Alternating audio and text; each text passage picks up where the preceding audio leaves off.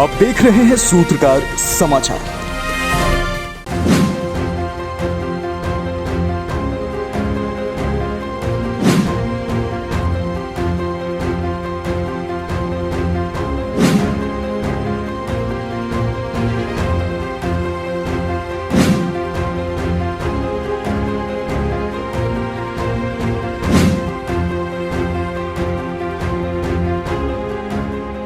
केंद्रीय वित्त मंत्री निर्मला सीतारमण ने देश का आम बजट पेश किया। ये मोदी 2.0 का आखिरी पूर्ण बजट था। तो ऐसे में एक तरफ जहां इस बजट से आम से खास लोगों को काफी उम्मीदें थी, वहीं साल 2024 में होने वाले लोकसभा चुनाव को देखते हुए इस बजट में तमाम बड़े ऐलान किए गए। इस बार के बजट में महिलाओं, युवाओं और वरिष्ठ नागरिकों का खास ख्याल रखने की कोशिश की गई। इस बजट की खास बात यह है कि बजट में टैक्स स्लैब में बड़ा बदलाव किया गया है। नए टैक्स स्लैब के मुताबिक 7 लाख रुपए तक के आय वालों को अब कोई टैक्स नहीं देना होगा। वहीं सीतारमण ने युवाओं के लिए प्रधानमंत्री कौशल विकास योजना 4.0 लॉन्च करने का ऐलान भी किया है। इसके अलावा वित्त मंत्री ने महिला सम्मान बचत पत्र योजना शुरू करने का ऐलान किया। साथ ही किसानों, युवाओं और छात्रों के लिए भी कई बड़े ऐलान किए हैं।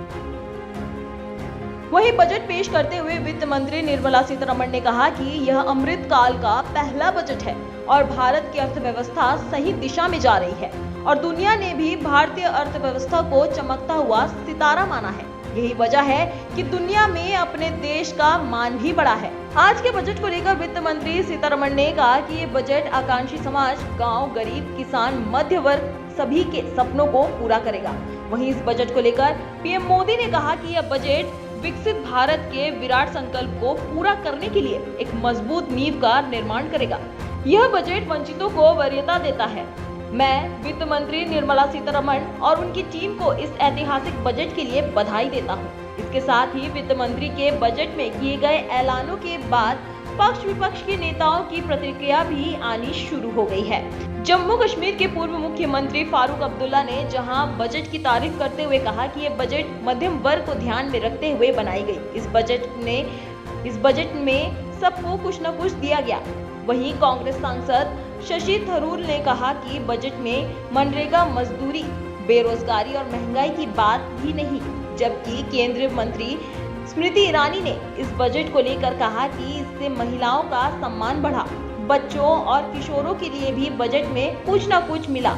नारी शक्ति एक सशक्त राष्ट्र का निर्माण कैसे कर सकती है, इसका प्रतिबिंब आज के बजट में दिखता है। कांग्रेस सांसद कार्तिक चिदंबरम ने कहा कि बजट का एक बड़ा हिस्सा राष्ट्रपति के अभिभाषण और आर्थिक सर्वेक्षण रिपोर्ट की पुनरावृत्ति है। टैक्स में किसी भी तरह की कटौती का स्वागत है। लोगों के हाथ में पैसा देना अर्थव्यवस्था को बढ़ावा देने का सबसे अच्छा तरीका है। वहीं झारखंड में भी इस बजट को लेकर पक्ष और विपक्ष ने क्या कहा, आइए जानते हैं। देखिए, जो 2023 आम बजट 2023-24 इस ये में हम कहें अमृत काल में ये बजट पास हुआ और ये अमृत का रसपान सभी को सर्वस्पर्शी है। और इसके लिए सबसे पहले जो बजट पेश करने वाली हैं सीतारमण जी, उनको धन्यवाद देती हूँ। माननीय प्रधानमंत्री जी को धन्यवाद देती हूँ। इसमें अपने महिला के लिए स्पेशल बात की, तो महिला के लिए एक बिल्कुल स्पेशल बजट इसमें ये किया गया है, पेश किया गया है। जो हमारी गृहिणी है, जो सिर्फ घर पे काम करती हैं और 2 लाख रुपये वो बचाती हैं। अब कैसे 2 लाख रुपये वो बचाएगी, आप सोचने वाली बात है। और वो जमा उनका जब बचत होता है उसमें 7.5% उनको ये मिलता है उस पर।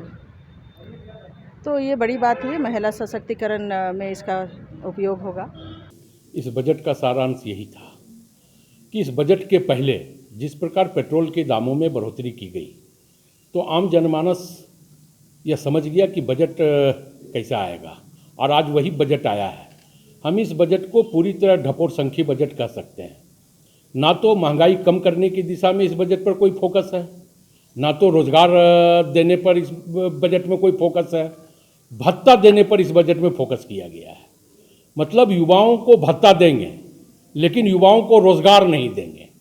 बजट में महिला सम्मान की बात तो कही गई है, लेकिन उन महिलाओं का किचन कैसे व्यवस्थित हो, इस पर कहीं कोई फोकस नहीं है।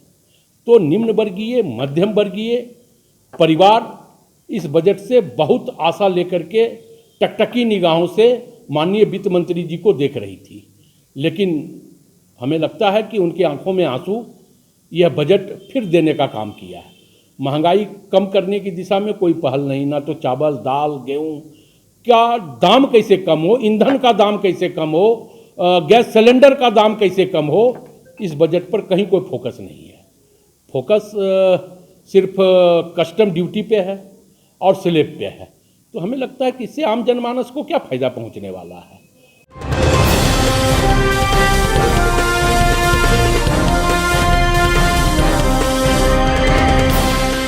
आप देख रहे हैं सूत्रकार समाचार।